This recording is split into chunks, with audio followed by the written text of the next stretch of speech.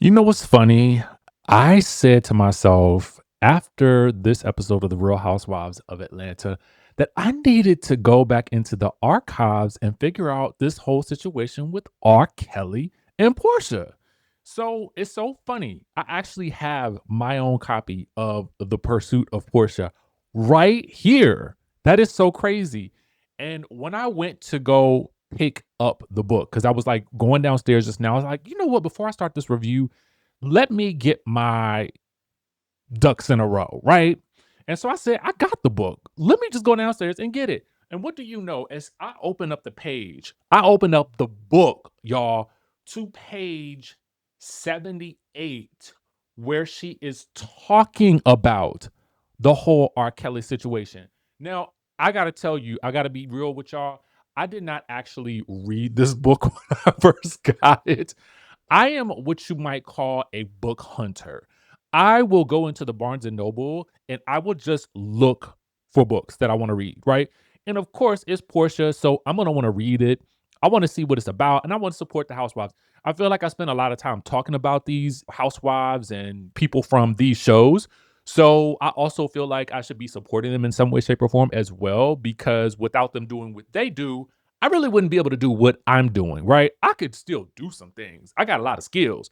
But talking about this is what has connected me to y'all. So, because of that, I said we need to go back into the archives with this R. Kelly and Portia Williams situation that was brought up last night in the episode. What episode are we talking about? Season 17, episode 6, Saddle Up and Settle Scores. Y'all, last night's episode was pretty wild. It was pretty wild, but I'm here for the chaos of this season. I am here for the different perspectives that we get from both K Michelle as well as from Pinky. And I'm going to say something that I know a lot of you guys are not going to like. Okay? I'm here for Pinky. I'm also here for Kelly.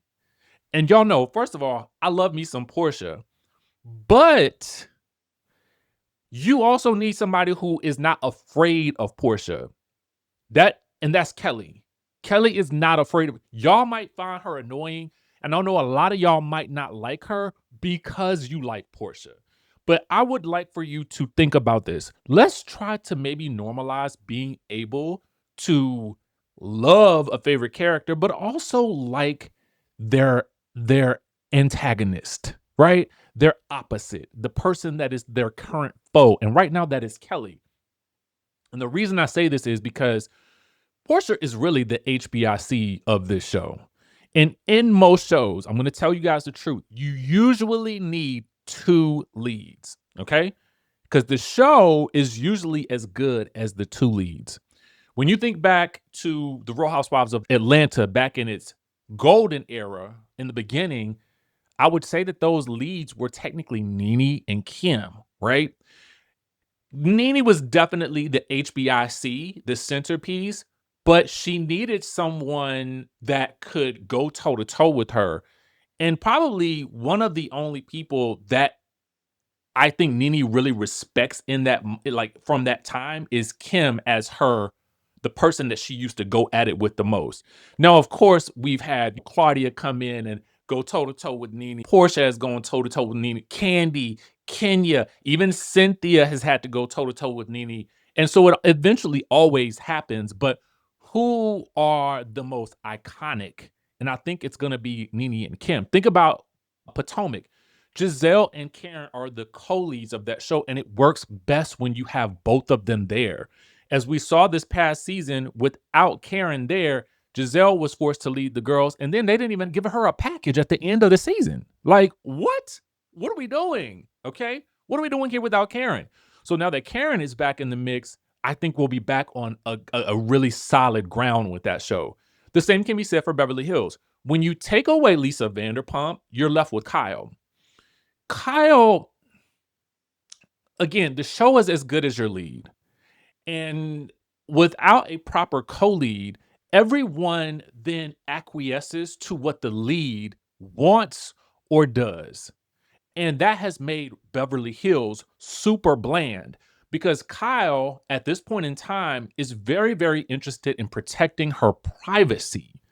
And because she now does not want to, she brought in Morgan and then she took away Morgan. And now she doesn't want to dive into any aspects of her personal life outside of maybe her divorce with Mauricio. But that serves the both of them because I don't even know if his show is still going on Netflix. But at the end of the day, I feel like, to be honest with you, I don't think that Mo hates the fame. I feel like it feeds the beast, which is the business, to be honest with you. But I digress. I kind of want to get back to, well, in New Jersey, come on now. We know who the two co-leads are. They're really Teresa and Melissa at this point. We know this. We know this. You will either love one and loathe the other, or you might like them both. But that is the bottom line. And because those two leads could not get along, that show did not exist. So let's go back to Atlanta. The show is only as good as the lead.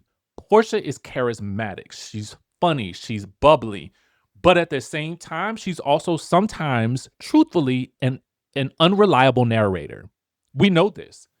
And last night, what she gave in terms of her accusations of Kelly wanting to scissor her, of Kelly and this guy, which we'll get into that in just a second, it was kind of reminiscent to me of season 9 with Candy, Porsha, the rumors.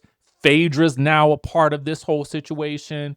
Why is there a guy that Kelly is bumping and grinding with in LA while he's on a trip, calling his homeboy? If he's married, why is he calling his homeboy who then either, or texting his homeboy, whatever, homeboy who is then with Porsha and then gonna communicate with Porsha what his married homeboy is doing? That is bananas. I don't know first of all, what kind of friendship they got going on. And I don't understand I don't understand those dynamics at all. And what are the odds that all of a sudden, as soon as he gets done, as soon as he puts his underwear back on, he is texting some other man about what he just did in the bedroom with Kelly while old dude is with Porsha. Then, to add insult to injury, Phaedra knows this family. Oh, we must protect this woman and from this news. We must protect her at all costs. And listen, here's the thing. I don't blame her, but if y'all gonna talk around this situation in such a way, then either don't bring it up in general and really do some protecting of the people, or if you're gonna bring it, then you're gonna have to bring it. Because the whole situation is just kind of messy. And I love that the producer asked, what kind of man is doing that? Because that's also going to tell you what kind of man Porsha was also hanging out with as well at that time. Okay? Because I guarantee you, Porsha, if that man is telling Kelly's business to the person that told you, that man is also telling your business to somebody else. Okay? And vice versa. If you really think, it almost feels like you're willing to burn your house down, to burn down Kelly's too. And I don't even think Porsha really sees it like that. I feel like she sees it like, I got some tea on Kelly. She came for me. But the problem is with this whole situation, what Kelly is actually saying, the offense that Kelly actually made was about what Porsha has said. Okay, what is either in print or what she said about Charles and Angela, for which it seems it's crazy to me. And this is why I said you got to have some co-leads. Okay, when you don't have a co-lead, this is what ends up happening, right? Porsha is definitely the star of the show. All right, let's go ahead and hand her that crown. I'm not gonna debate with you guys about that. And I know that some of you will like it and some of you won't. But let's just face the facts, okay? And the bottom line is this. Angela is still upset about what Porsha said about Charles from last season. But what Angela, to me, has done is she's peeped the game and she understands who the leader of this pack is, and therefore she's not willing to go against Porsha at this point in time.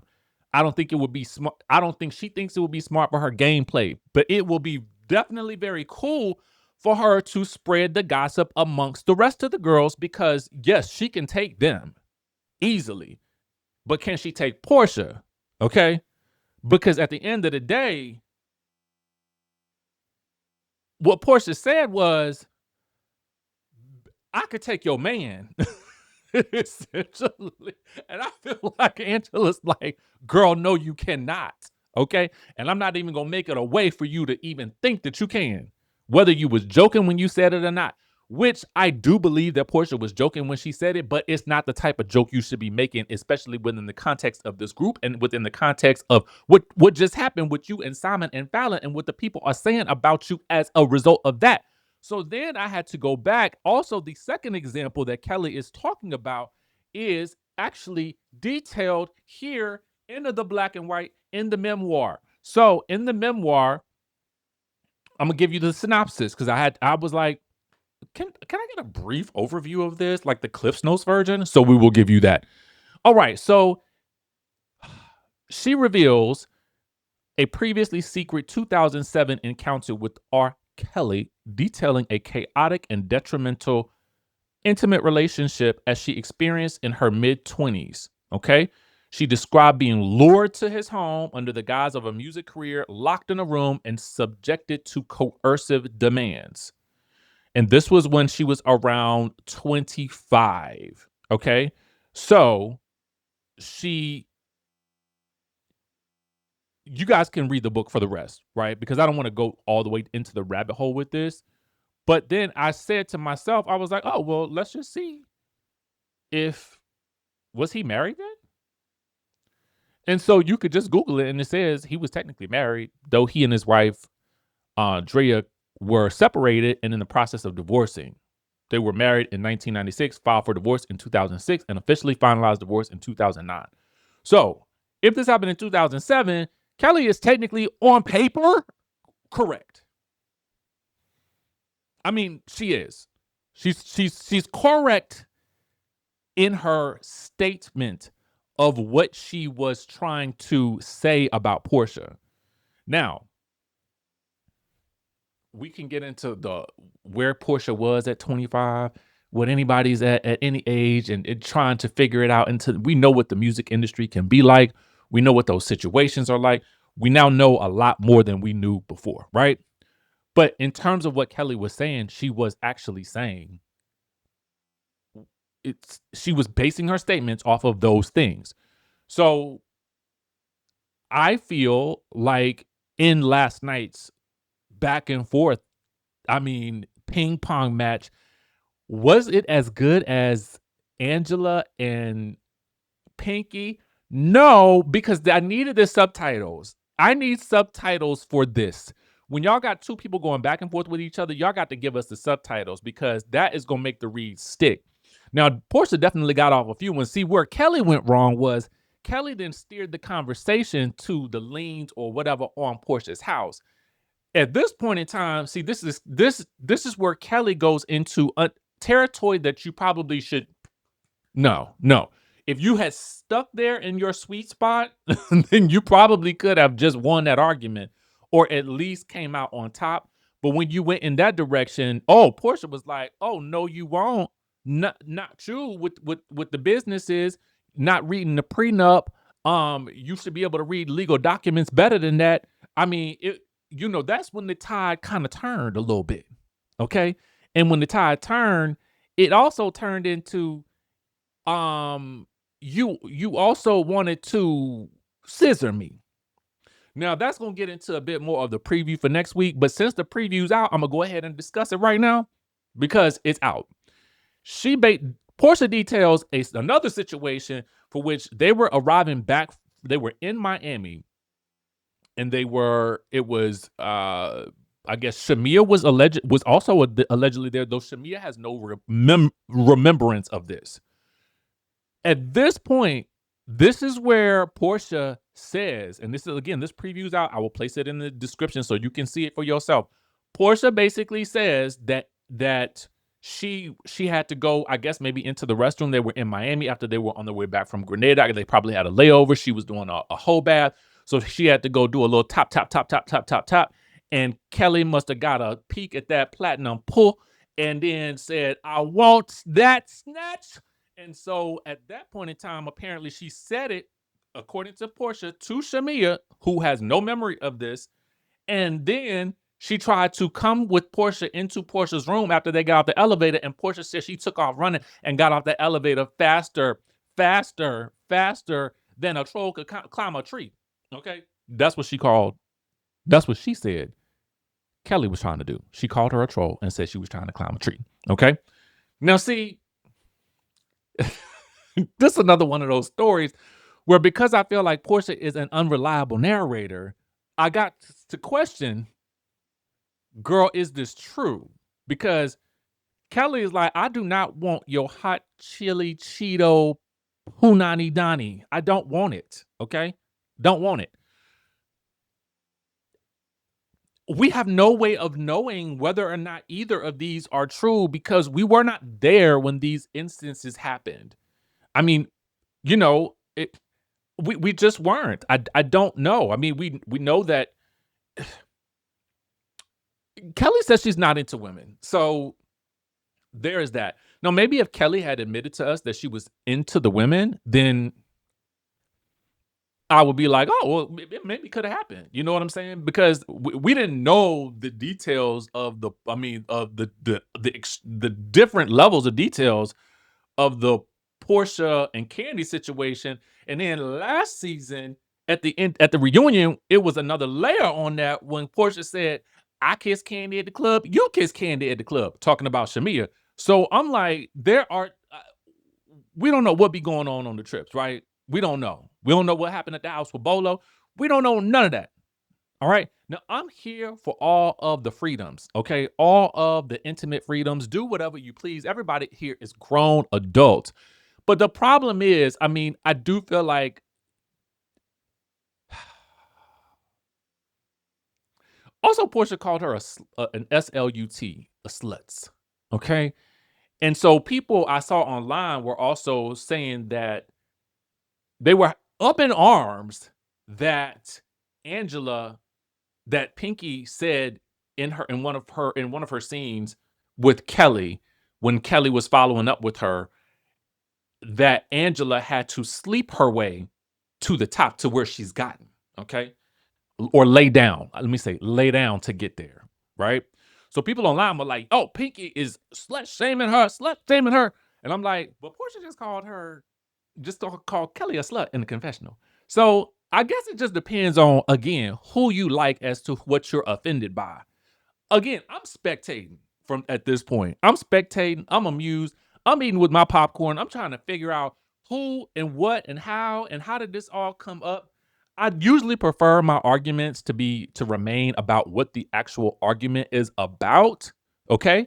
But when things then start to spin off and spiral into different spin-offs, we don't know where to go with these stories or with these situations because Phaedra chimes in, and all of this happens for those of you guys who missed it in the sprinter. We love a sprinter fight. Okay, sprinter fights have always been a thing for Housewives. A lot of people associate them with Salt Lake City, but the original sprinter, okay, was probably Nene and Kim up in Kim and Nene up in Kim's face, talking about your slave is behind you. All right. Meanwhile, everything that we just talked about happened at the end of the episode.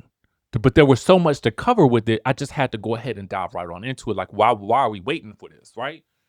So this is the end of the episode when the ladies are headed to dinner after a day full of activity where the group has been split into two, all right? The two groups had previously gone out and, to some varying degrees of success, had exciting activities, somewhat, okay? Now, when we start this episode, it is the next day, and the girls are at breakfast preparing for their separate activities, and Pinky is like, yeah, last night was last night with Angela, and she's up for a brand new day. So I at least feel like Pinky is willing to roll with the punches for the most part. People don't seem to like her approach, and they are calling her aggressive, both online and on the show. And is she see, I know quite a few people from Baltimore who are very much like, yeah, I'm gonna tell you exactly how I feel, what I think, and I'm gonna let you know. Now that works for me because I don't like ambiguity because my creativity gets to flowing and my creativity is always on 10. So I don't have the time to decipher what it is that you're trying to say. So you need to say what you need to say, and I'm gonna determine whether or not if you say it too, if you say it too crazy to me, we definitely won't ever talk again. But if I can see that you saying what you saying and you got good intentions behind it, I feel like that's Pinky. I feel like she's saying what she's saying, and she has a very dominant personality. And either you could take her or you can't take her. But I don't feel like she has malicious intent. I think that's a whole different scenario, and I think that's a whole different discussion. And I don't like personally, there's a conversation that Cynthia will have with her where she says, "You get what you give," right? And I do think that that's true. Was Pinky giving it to Cynthia the night before? Yes, she was. She was. But I don't think she was doing it in a way that was like, I don't think she was trying to down Cynthia or diss her, but I think she was asking some direct questions that nobody else was seemingly willing to ask. And I for one, I respect that. I respect it. What did it feel curt? Not really. It probably felt curt because it was Cynthia in the hot seat about that house. But at the end of the day, I felt like Pinky was just being direct. All right. Now, don't get me wrong. There are certain things that I would probably clean up about Pinky if it were me and I were directing her. It would be like, okay, girl, like you do a lot of talking about your net worth and all of this, that, and the third, but you are going through all of this. And I guess it's kind of maybe like Karen said, you got to make millions to owe millions. So maybe it's in that sense that she is coming from that space about continuing the conversations about how much money she makes and Angela isn't in her tax bracket. I don't know if Angela's not in her tax bracket, but Charles and Angela together might be in your tax bracket. And to be quite frank with you, I don't know that right now is the best time for you to be talking about a tax bracket because there's a lot going on.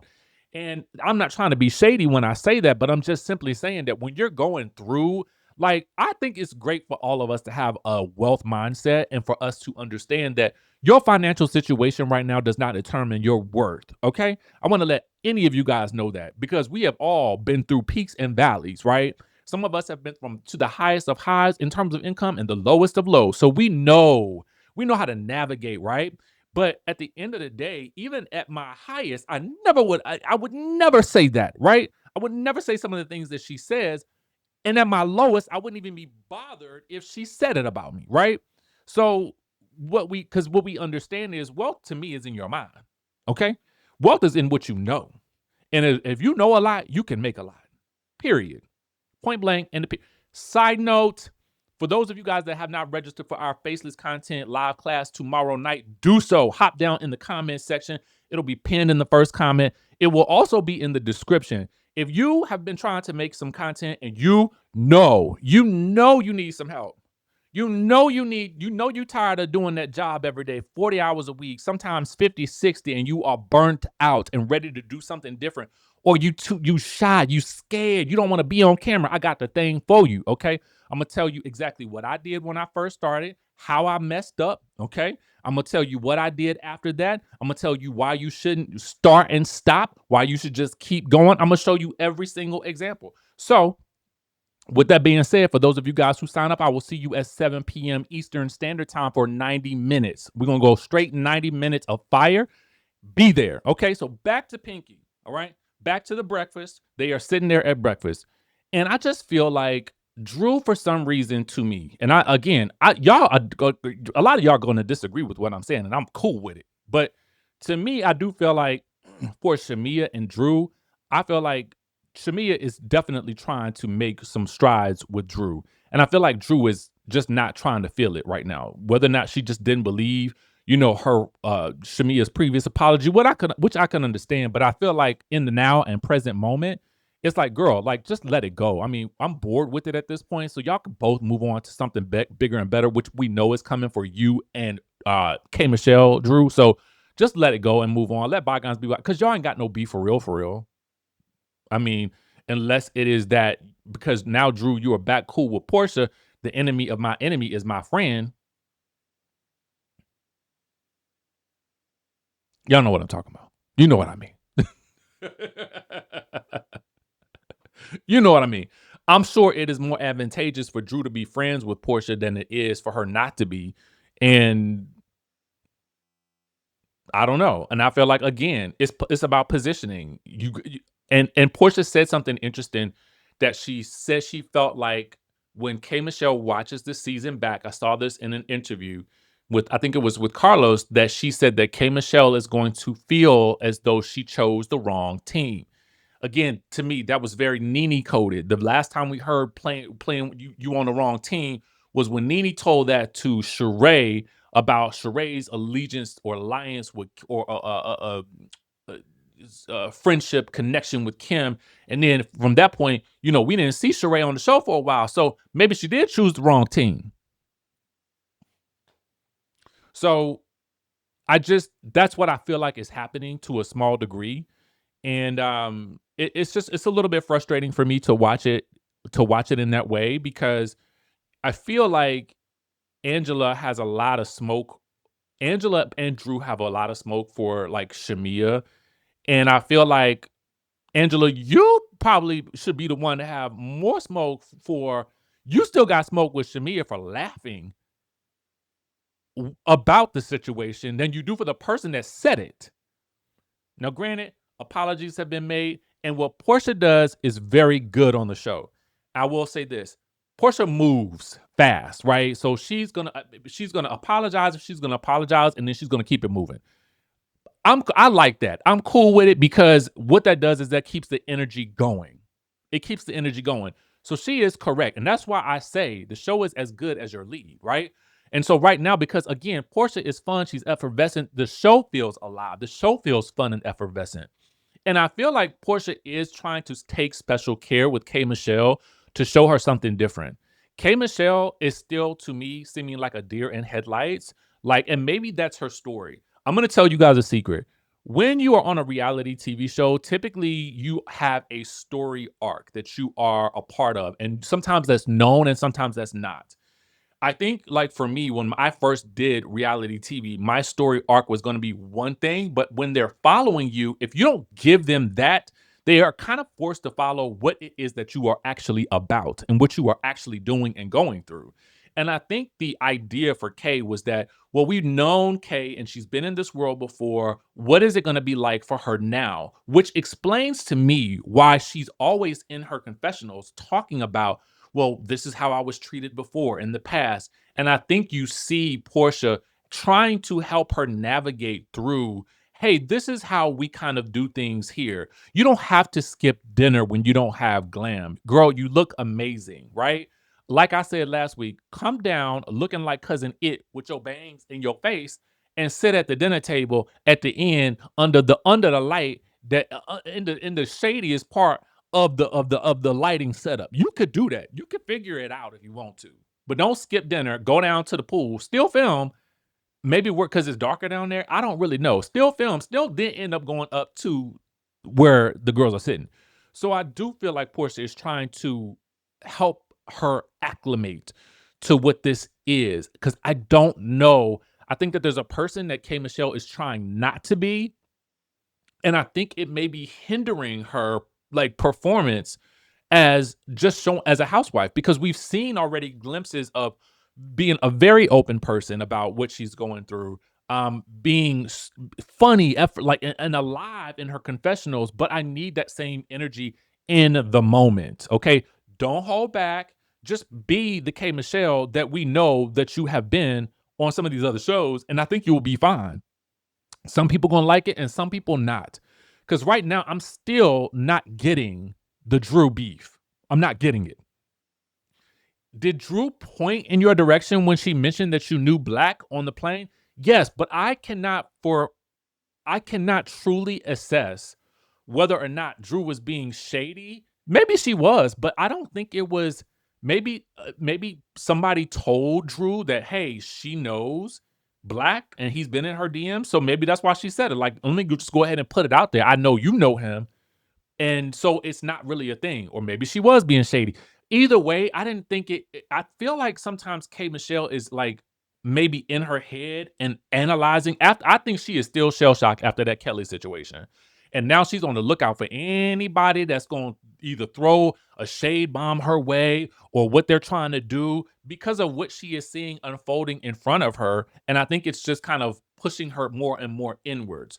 But we do see her kind of come alive when the ladies kind of go off their separate ways. So Cynthia takes one group, Kelli, Shamea, Pinky, and Drew off to go and hang out and do some type something with the bulls or the cattle or something like that. They only see 30 seconds of it and they got to travel about 3 or 4 hours to do so.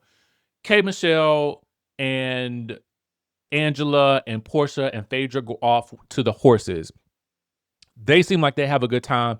You know, K Michelle, she is, I think, able to open up a bit more. They're having to eat outside in the stables. I definitely wouldn't have done that because I know what that smells like. I like horses. I don't want to ride them, but I do think that they are beautiful animals. But I definitely don't want to eat in the stables, okay? Nor do I want to drink because I do feel like it's fecal matter floating around out there. And to Phaedra's point, yes, these women might have had or tasted some fecal matter before in their life. It's about a choice, okay? and and I hate to get gross with it because I don't really like that kind of talk. But at the end of the day, she said it, I did, and I'm just gonna tell y'all what it is. Uh, you get to choose if you ever want to eat that or not. And you ain't got to eat it from no animals. That's and when it's floating around in the air and you trying to drink your champagne and eat your steak. No, don't nobody want to do that. Meanwhile, Cynthia is getting it, okay? And to me, rightly so. Listen, here's the thing. Nobody else can get it except for the host. You are hosting the girls on a trip. If they let you know that their room has not been cleaned, they have a right to let you know that their room has not been cleaned. No, I ain't saying they gotta beat you down about it, and it didn't sound like they was trying to do so, but I felt like Cynthia was not trying to hear it, and she was annoyed, and she wanted that thing shut down. Could it have been? Yes. Do I agree that it could have been more than it being about just the clean, unclean room? I felt like Cynthia should have said that right in the moment. Instead, later on, she tells it to Drew, and she feels like Shamea is upset because Shamea is not in the big house because what Shamea really wants to still be doing is chasing after Porsha. I don't see that. I don't think that. I think that they may have wanted to still be in the big house. I think they wanted the same type of room and the same type of treatment. But I do think that I think it is more than just the cleanliness of the room, but nobody's addressing it. I don't know what it is. It could have been that they felt like they were the outcasts and that was just that. But it definitely was something about the accommodations that bothered Kelli and Shamea before that actually happened. And because nobody's addressing that, which I do feel like Cynthia, when you got Buck in that moment, that's when you should have addressed it. Period. Like, okay, y'all coming at me about the cleanliness of the room, but y'all was actually on me before y'all even got to the room. When I told y'all where y'all was staying, y'all was upset. So let's talk about that. All right. So Drew also does something interesting. She says that she loves Black.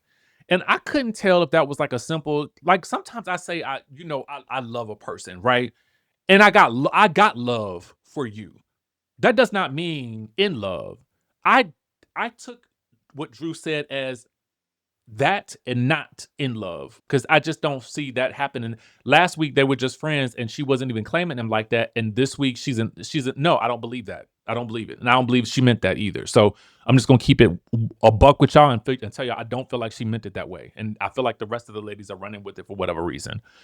Um, there is an interesting sort of showdown in the OK Corral with Cynthia and the rest of the girls, especially Pinky, because it comes up that Pinky, Cynthia feels like Pinky was being aggressive. Well, actually, it is Drew that calls her aggressive. Again, I feel like Pinky is direct. I think that I get where Cynthia is coming from. I mean, it's an energy that you got to be either used to or not used to. And I feel like Pinky's there. She's gonna show she's there. She's up. The energy's up and it's stuck. And it is what it is. There is some aspects of Pinky that I feel like she could tone down just a little bit in terms of that financial talk all the time, because that's not who you are. That's what you make or what you made or what you owe. I don't know, but you ain't got to talk about that all the time. Okay, you ain't even got to put that in your insults. There are other ways that you can insult people. You are a creative person. Find them. Okay. Shamea, back to Shamea and Drew. Real quick, let me talk about this. They were about to try to hug and make up, and then Drew says, "Well, don't bring your mama and the Generations cast with you next time you want to make an apology." And while I did chuckle, that is probably not the best way to make amends with somebody, is to bring up their praying mother. So I get why at that point Shamia's like, okay, girl, like we were almost there. Did Drew have a right to say it? I think she had a right to vocalize her thought about, when your mom interjected, it made me uncomfortable. Can we just leave our issues to me and you? That would have been a better way to say it. But because of the way she said it, I just felt like it was just not going to be taken correctly, because at that point, all she's going to hear is your mama. Okay? Your praying mama. Leave me alone with your praying mama. That's basically what she heard. So ain't no moving forward there. Period. So there we have it. That was the episode. Good episode. I would suggest, if you haven't seen it, definitely give it a watch. There was a lots of things that happened. I'm sure that there is something that I missed, but that for the most part is what you got from the episode. Okay. And then you got my opinions as well. But drop your opinions down in the comment section down below, because this channel is not just about what I think. I want to know what y'all think. And I sometimes get a hoot reading your comments, your thoughts, and your opinions about all of these topics. I do not also claim to be right all the time either. I am just somebody who is observing and giving you my thoughts and perspectives. So feel free to also give me yours, but do so respectfully, as would I. Okay, with that being said, for those of you guys, I will see you, of course, either in the next video, or I will see you in our live class on Tuesday night. That is tomorrow, May the 12th. Listen, it's going down. Get in while you can. Okay. Get in while you can. Okay. Before that, I ain't gonna say that, but just get in while you can. All right. With that being said, I will catch you in the next video.